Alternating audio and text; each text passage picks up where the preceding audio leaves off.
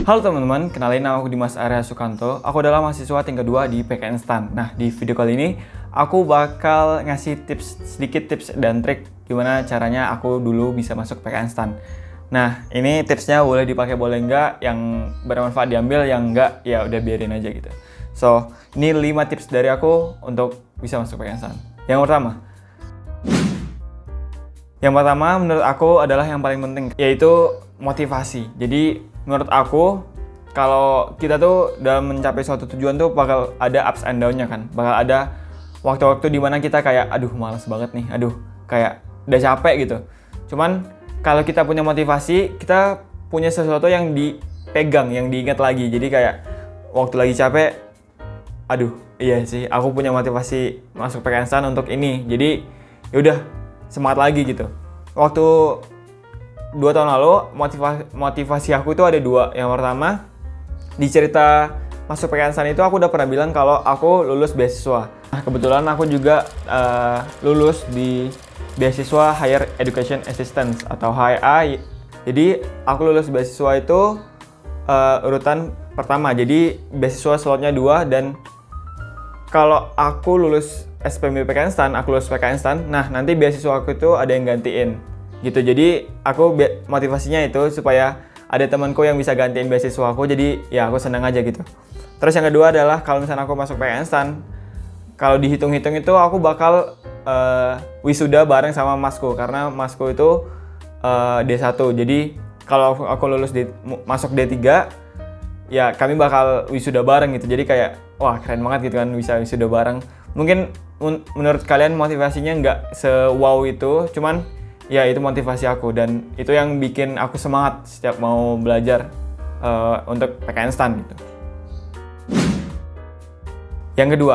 Yang kedua ini adalah scoping the subject. Maksudnya itu kita harus tahu sebenarnya apa yang mau kita hadapi gitu. Jadi misalkan SPMB PKN STAN nih, jadi materinya apa aja? Ada TPA, TBI, TWK, TIU, SKD. Terus TPA apa aja bab-babnya yang harus dibahas. Terus TBI apa aja bab-babnya yang harus dibahas. TIU apa aja bab-babnya yang harus dibahas. Jadi semacam ada spider diagram atau mind map gitu. Jadi harus ada mind mapnya supaya kita nggak bingung. Kita mau belajar apa habis ini, kita ada materi apa yang belum ke cover gitu. Jadi semuanya harus sudah ada harus ada peta pikiran gitu loh, mind map. Jadi kita belajarnya tuh nggak ngawang-ngawang gitu. Yang ketiga ini adalah Pomodoro. Jadi waktu setelah UN atau waktu masih SMA, setelah SMA itu aku tuh masih jarang banget belajar. Maksudnya aku jarang banget belajar sendiri karena aku malas aja gitu belajar sendiri. Jadi saran dari aku, kita coba Pomodoro, di mana sistem Pomodoro itu adalah kalian belajar 25 menit, terus 5 menit istirahat, atau 50 menit belajar, 10 menit istirahat. Saranku untuk pemula atau untuk aku yang dulu yang jarang banget belajar, coba aja 25 menit belajar, 5 menit istirahat. Kalau mau 25 menit belajar, 15 menit istirahat juga nggak apa-apa. Yang penting adalah kita mulai dulu, kita mulai belajar dulu. Nanti kalau misalnya udah seneng belajar, dalam tanda kutip, itu kita bakal bisa nambahin waktu-waktu belajar kita. Jadi yang penting mulai dulu pakai Pomodoro 20 menit 10 menit atau 20 menit 5 menit, 20 menit 15 menit, yang penting mulai dulu.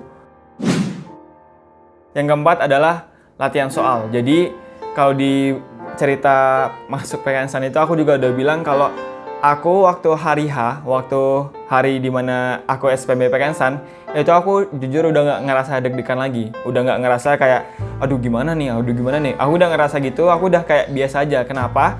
Karena udah sering banget latihan soal gitu, udah sering banget try out, udah sering banget kayak ngerjain contoh-contoh soal. Jadi aku udah tahu alokasi waktunya berapa menit, tips-tips trik-trik dalam ngerjain soal itu gimana. Jadi ya udah aku tinggal ngerjain kayak biasa tryout aja. Nah itu kenapa bisa terjadi, karena aku udah sering latihan soal. Jadi mungkin itu tips dari aku, sering-sering latihan soal gitu. Udah coba aja gitu, ikut tryout online kayak ikut tryout yang ada di sekolah-sekolah, kayak pokoknya ikut latihan pokoknya. Nah yang kelima ini sebenarnya mungkin aku belum cerita di video cerita masuk SBMPTN instan, cuman ini adalah salah satu yang paling menurut aku berkesan dan bikin aku selalu semangat untuk datang ke bimbel tiap hari untuk latihan soal, yaitu adalah teman. Kan harus punya teman, misalkan 3 orang yang sama-sama misalkan pengen masuk PTN instan, jadi saling menyemangati gitu loh.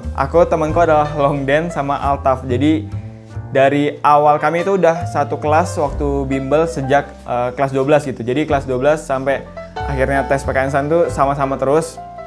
Jadi kami ya pokoknya saling menyemangati lah gitu. Ada mereka aja di bimbel itu udah bikin aku semangat pengen belajar juga gitu loh. Jadi kayak walaupun kadang-kadang ada main-mainnya juga, cuman ya intinya kita udah datang ke bimbel, ya udah belajar bareng gitu. Jadi menurut aku punya teman atau squad gitu, squad untuk bisa masuk PTN instan tuh, atau nggak masuk PTN instan aja, kayak misalkan mau SBMPTN sama-sama, itu ya perlu banget sih menurut aku. So ya itu aja 5 tips dari aku untuk bisa masuk PTN instan. Anjay, susah banget ya, cuman ya udah nggak apa-apa, ini tips dari aku berbagi ya guys. Yang pertama adalah motivasi, terus ada scoping the subject, terus Pomodoro, yang penting mulai aja dulu. Terus latihan soal, sama yang terakhir adalah punya study group atau ya teman gitu untuk sama-sama lulus PTN instan. Ya gitu. So, ya itu aja video kali ini. So, dadah.